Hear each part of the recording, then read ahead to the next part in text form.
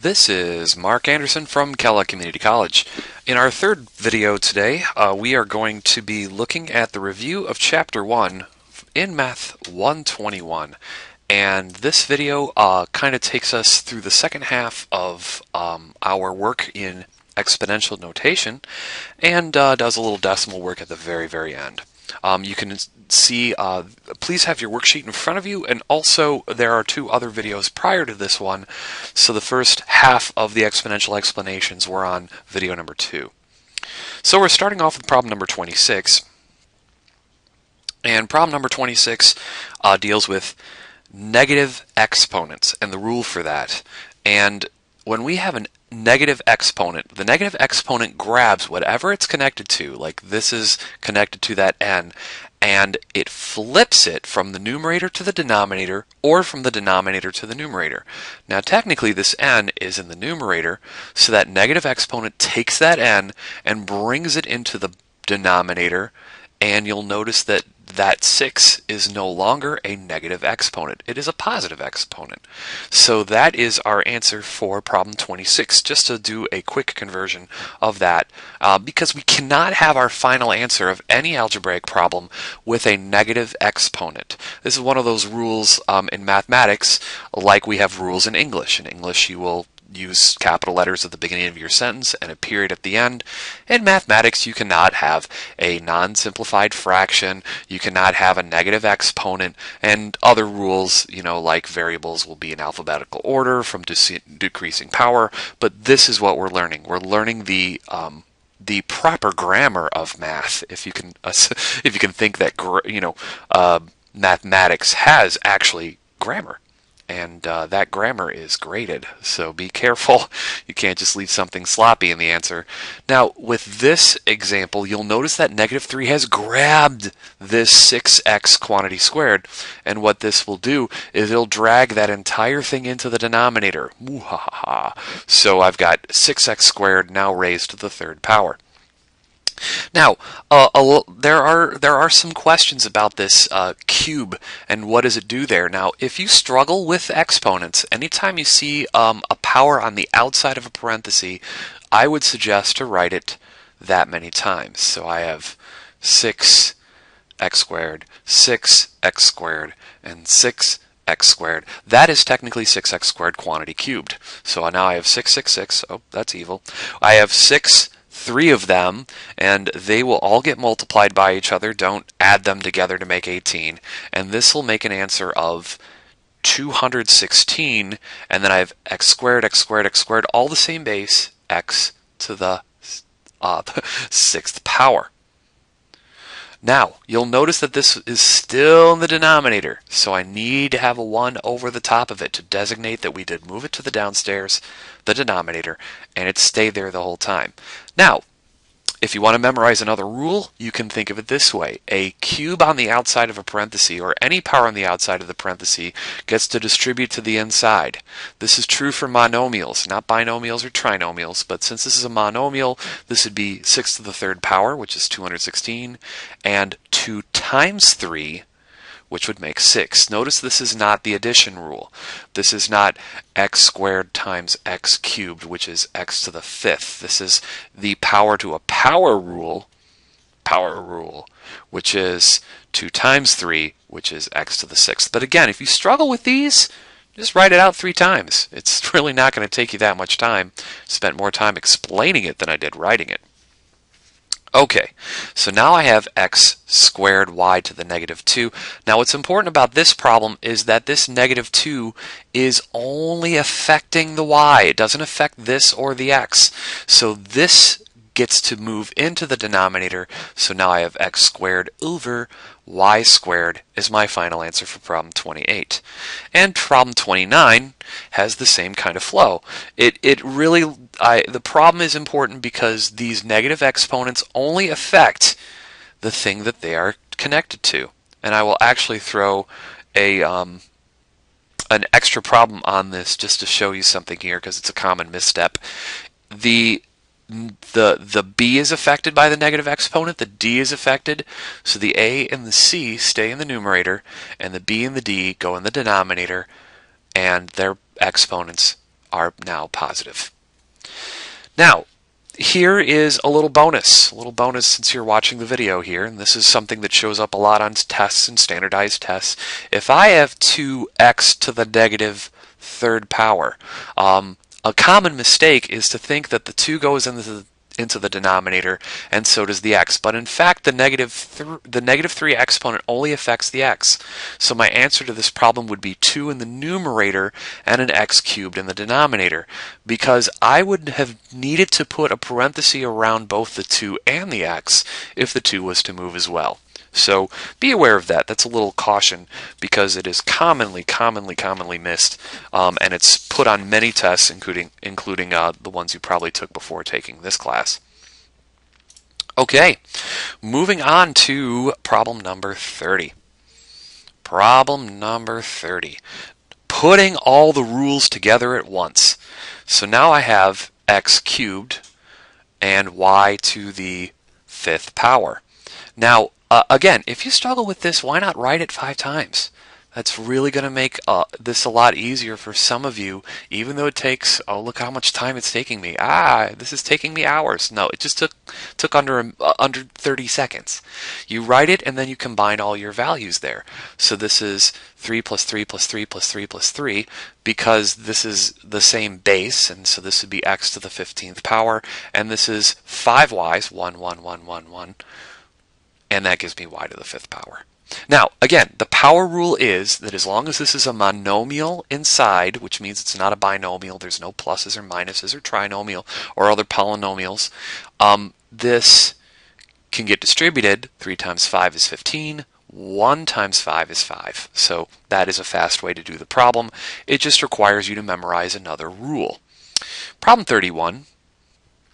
Yay, just turned a 2 into a 3. Problem 31 is 3x squared y to the negative 5th, all raised to the 3rd power. Now let me do the shortcut rule. Since this is a monomial, it doesn't have any pluses or minuses inside there, it's not a binomial or other polynomial, I can distribute the 3 to the inside, which is basically like writing the problem 3 times.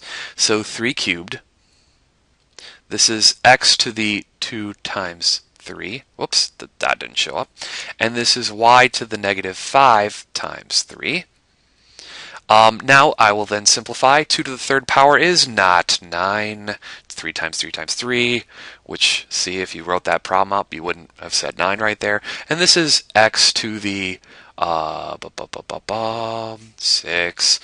And then this is y to the 15. But wait, we can't leave the problem with a negative exponent.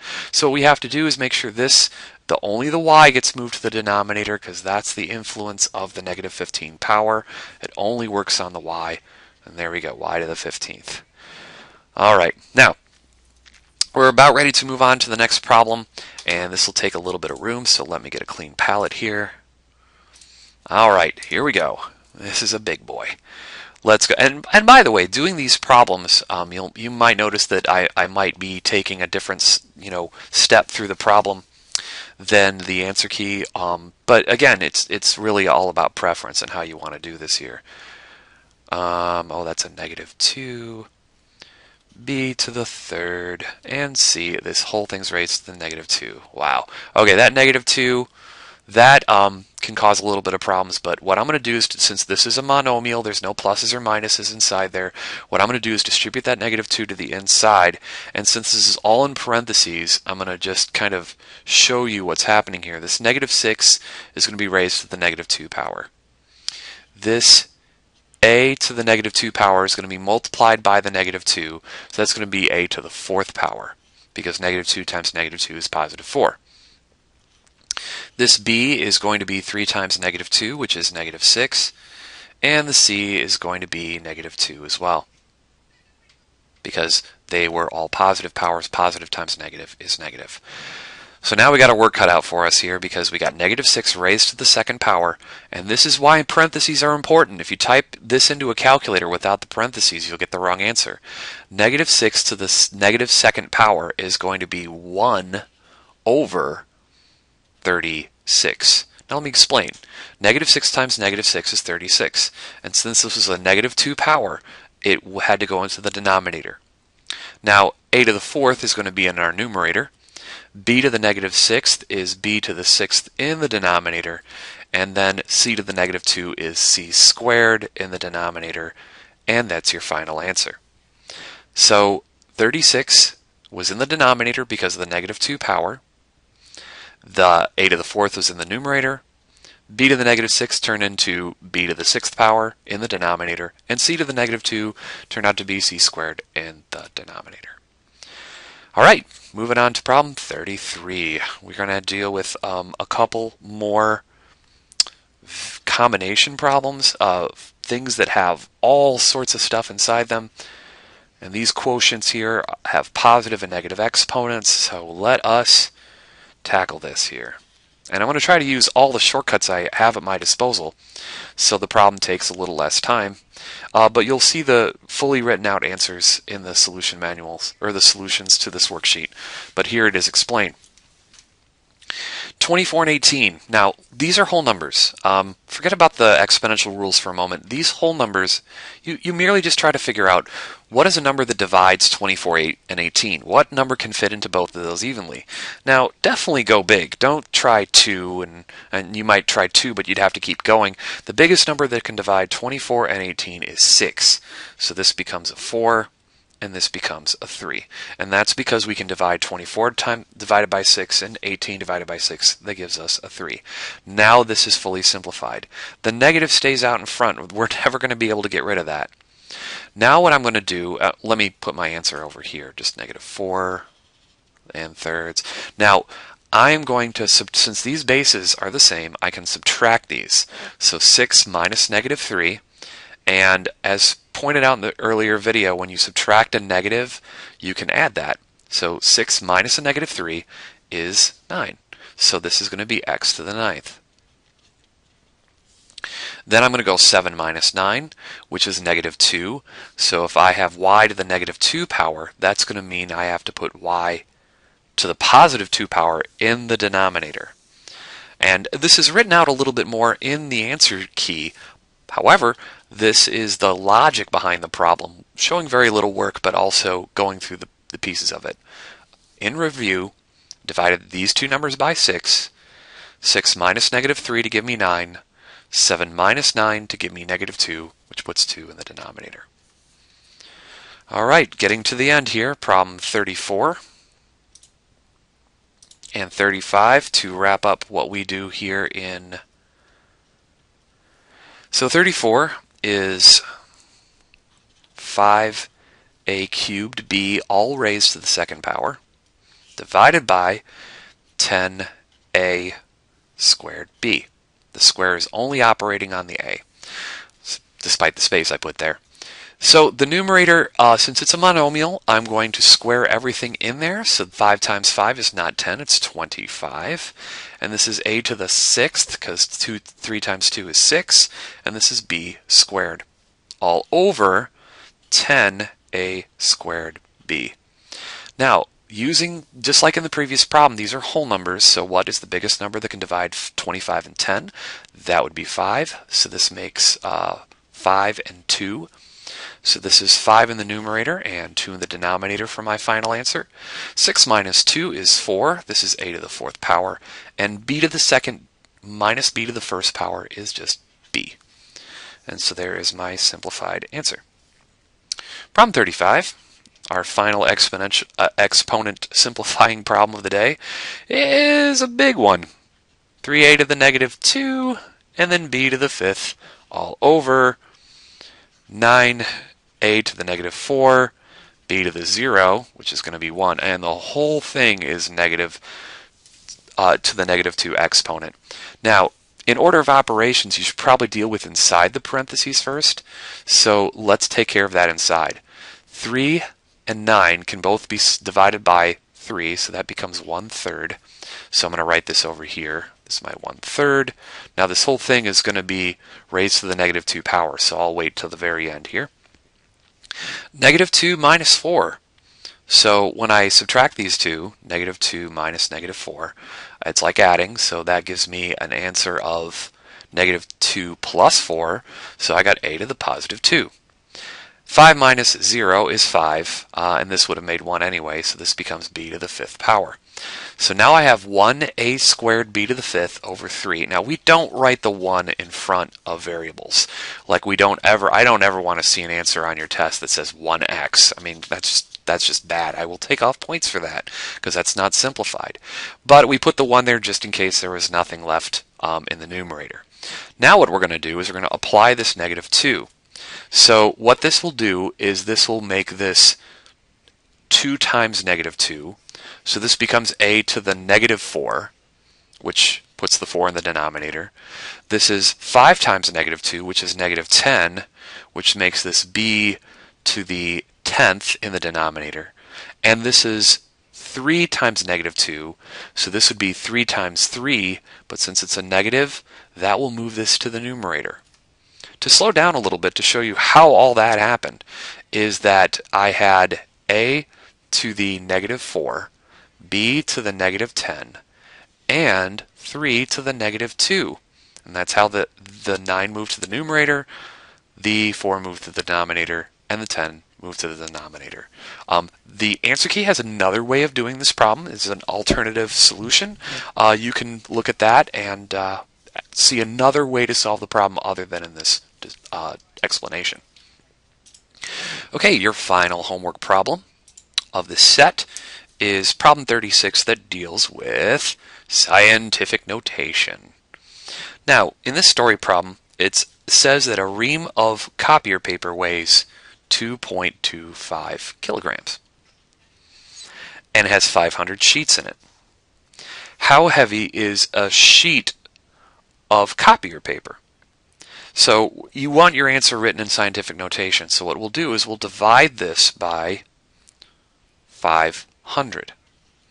Now, what this will do is it'll take the weight divided by 500, so that will, give us the total number of sheets there, because this is kilograms per sheet, and this is sheets, so dividing out the sheets go away, and what we're left with is the kilogram per sheet ratio here.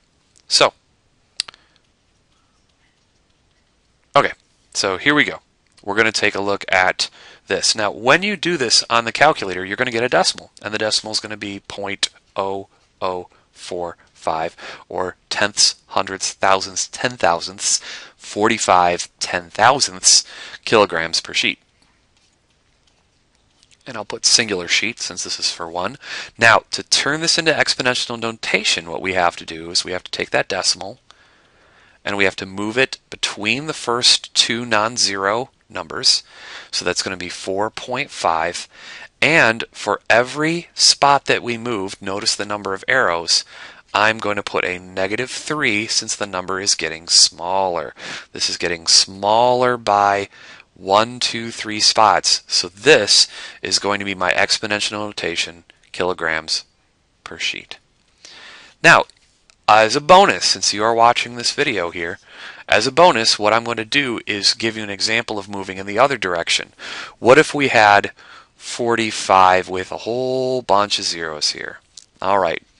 Now, what's good to note is that when you have a whole bunch of zeros on your calculator and it doesn't give you the exponential notation, you should put the commas after every 3. And that way you can read this, because this would be hundred thousands, millions, billions, trillion. This is 4,500,000,000,000,000,000. Now, to turn this into exponential notation, you're going to see how many times you have to move the decimal between the first two non-zero numbers. And it's taking a while, isn't it? It took 1, 2, 3, 4, 5, 6, 7, 8, 9, 10, 11, 12. It took 12 spaces, so this would be 4.5 times 10 to the 12th power. And that right there is an example of exponential notation when you see it for big numbers. Now, again, since you're watching the video here, I'm going to give you an extra bonus because I'm going to show you on the graphing calculator how exponential notation looks.